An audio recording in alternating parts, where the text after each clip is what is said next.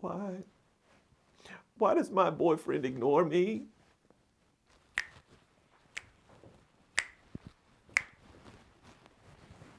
I said, why does my boyfriend ignore me? Oh, what, sweetie? What'd you say? What? I said, why does my boyfriend ignore me? Y'all hold tight. I'll be right back. Boy, I'm about to come over there and mess you up. Boyfriends, you gotta love them. They don't intentionally ignore you most of the time. Sometimes it happens because they're focused on other projects. Sometimes it's because they're just lost in la-la land. Sometimes because they're too scared to respond to you, and sometimes because they're just hyper-focused on a project. But which one of those is your boyfriend? Let's discover that and tell you why in this video.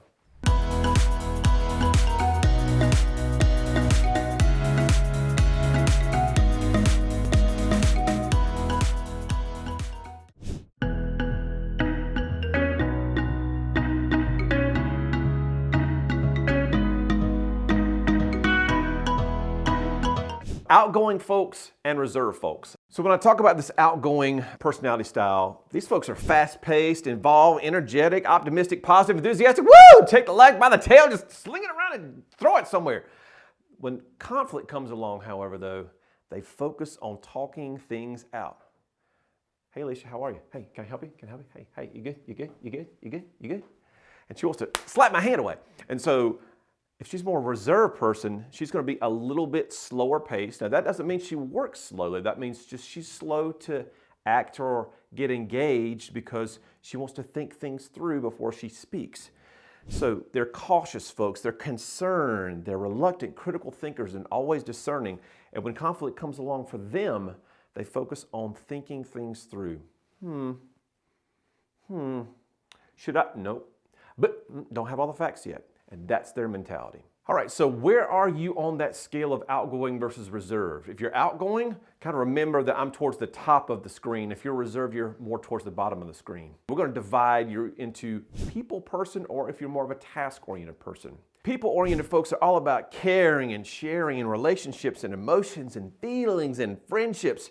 They focus on the opinions of others and how they feel. So we tend to be pretty emotional, and I am very much a people-oriented person. I'm an emotional guy. You know, I cried during the movie Frozen. Nobody does that, but I did because my daughter was there, and she's gonna have a boyfriend one day and get married. And she said, "Pull it together, Dad." Anyway, because she's more of a task-oriented person. She's all about procedure and function and forms and programs and processes and analytics. She focuses on getting things done at the end of the day. So now you're finding yourself on the top of the screen or the bottom of the screen, and you're on the left side or right side. So let's define a little bit about what each one of these quadrants mean. So we've got these outgoing, task-oriented people. We're going to call you high Ds, or dominant styles. Never met a challenge you couldn't face, love to be in charge, take charge mentality. Then we've got our outgoing and people-oriented folks. Those are our inspiring styles. We're going to call you high Is. Just love influencing others, oozing charisma all the time, just like to be in around people. You're all about having fun. And then we have our supportive styles. Those are our reserved and people-oriented. Kind folks, make super friends. They're great listeners, give you the shirt off their back. They're just wonderful people and the glue of any organization. And then we have our high Cs, which are reserved and task-oriented people. These folks are analytical. They are, think about accountants, lawyers, doctors, those kind of people who are just high-level thinkers. These people are the E.F. Hutton of the disc world. If you remember the old commercial, when E.F. Hutton talks, people listen. That's right, people listen. So C's don't really say a whole lot most times, but when they do, they've really thought through what they have to say, and it's usually like, oh, pretty epic in terms of the results of that. Now, we're all a unique blend of these four traits. So we all have a little bit of D, a little bit of I, a little bit of S, and a little bit of C, some in more categories than others. I'm an IS. You know, my I is really, really high, my S is really high, and then everything else kind of falls towards the bottom of the scale. Now that you understand the tip of the iceberg when it comes to this methodology, let's see which type of boyfriend you have and why they could be ignoring you.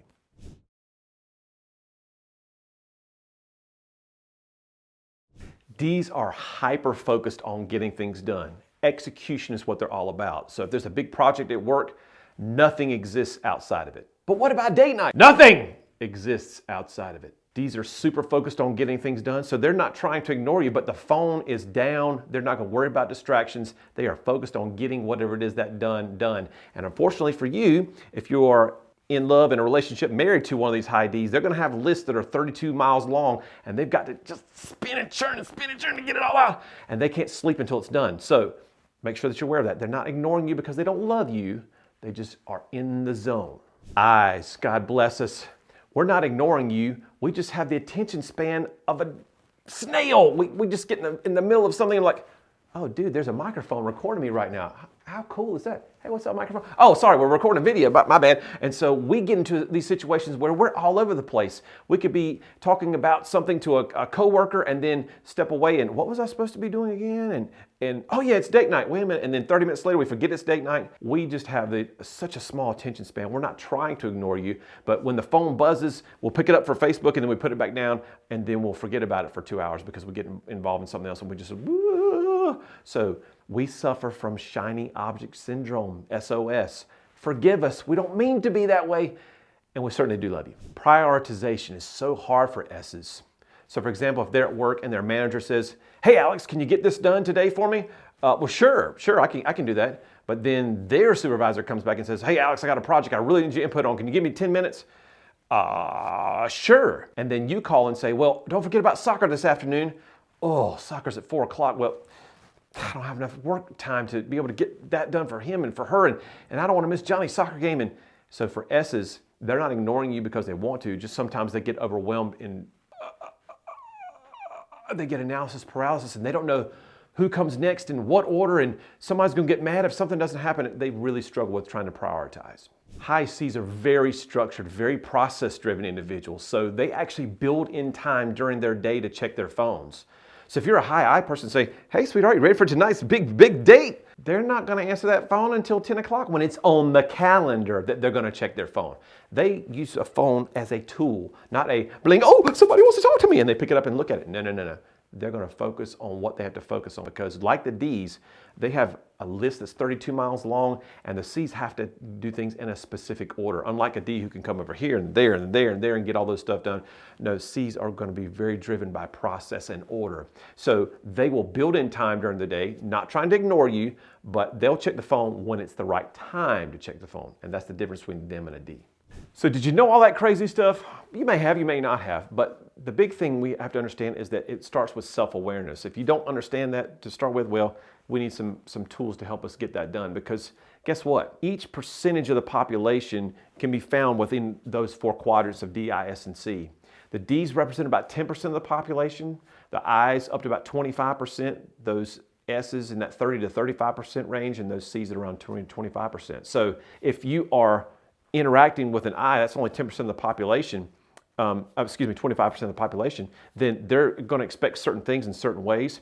But if you're a D and you represent 10% of the population, every time that you speak directly to someone else, there's a 90% chance that you're ticking that person off. And when we're talking about couples, that's a lot of times. So again, it starts with that self-awareness piece. How do we get that self-awareness? Well, it starts with taking an assessment. If you look in the description below, you will see a link to our assessments. We've got some for kids, adults, teens, all over the map.